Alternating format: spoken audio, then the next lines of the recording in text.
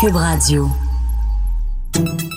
Salut, c'est Charles Tran avec l'équipe dans 5 minutes. On s'intéresse aux sciences, à l'histoire et à l'actualité.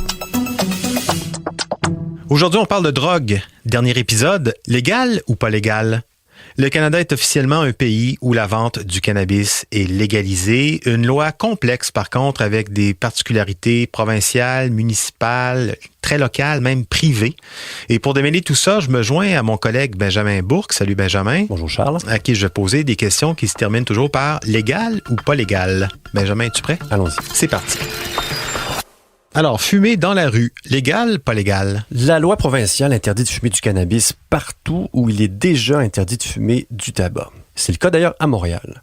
Abribus, près des établissements scolaires, terrasses commerciales, aires de jeu. C'est non, mais oui dans la rue, dans les faits. Mais ça reste très difficile de contourner tous ces obstacles. Attention, chaque municipalité peut imposer sa propre réglementation et donc des lois généralement plus restrictives.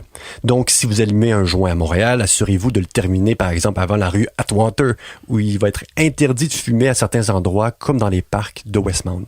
Va vraiment falloir garder sa vigilance partout où on marche avec un joint. Difficile.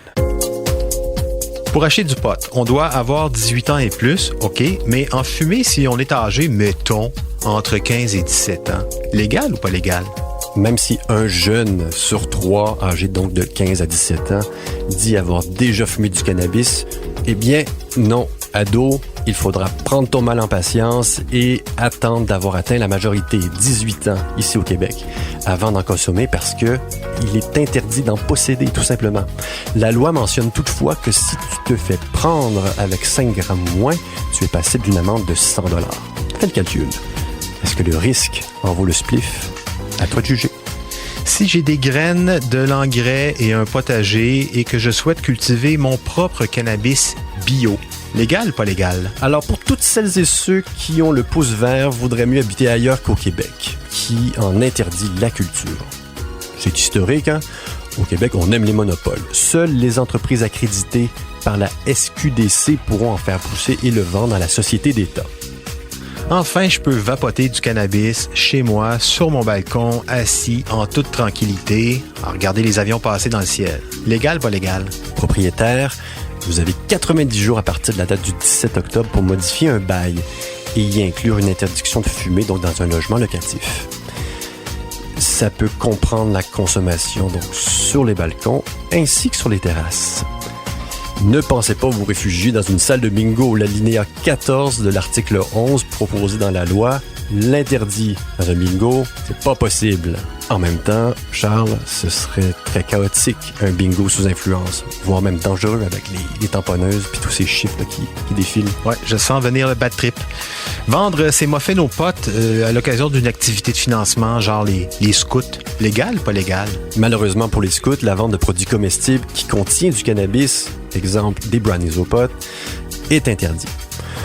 On pourra cependant cuisiner à la maison pour sa propre consommation personnelle. Tout ce qui a trait à la promotion, même via une commandite ou une activité de financement, est illégal.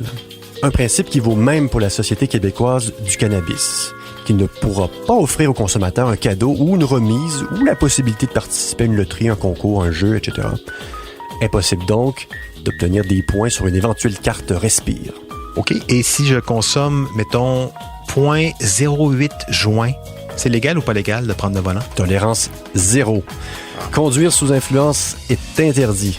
Épingler les conducteurs gelés va certainement poser un sacré défi aux autorités. Un défi scientifique, j'entends, et il est probable que plusieurs arrestations vont mener à des contestations juridiques. Les patrouilleurs pourront effectuer un test de salive capable de détecter toute trace de THC, ce qui pourrait d'ailleurs entraîner une suspension du permis sur le champ.